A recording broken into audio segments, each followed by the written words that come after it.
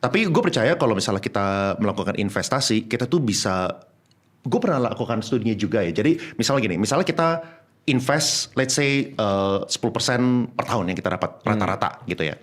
Ini gue lupa persis angkanya, tapi secara prinsip itu benar. Secara prinsip adalah kalau misalnya kita kerja selama 15 tahun atau 20 tahun, misalnya uangnya kita kumpulin misalnya 1,5 M gitu misalnya. Tapi kalau misalnya kita dapat 10% per tahun, kita bisa dapat misalnya 3 M gitu misalnya. Secara prinsip again dari angkanya kurang benar, tapi secara prinsip itu bisa lebih besar. Artinya apa? Artinya kalau misalnya kita itu kerja, misalnya kita kerja 9 jam sehari, kita dapat 1,5 M dalam waktu 20 tahun gitu ya.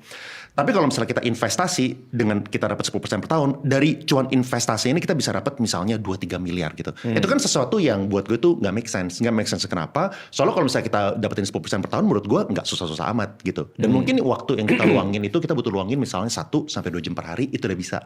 Jadi dari segi waktu, kita luangin waktu itu adalah 1 jam atau 2 jam per hari. Tapi dari segi outcome-nya, at the end of the day, setelah jangka panjang, itu jauh lebih besar. Dari segi total porto gitu kan. Itu makanya menurut gue seriusin banget di bagian investasinya juga.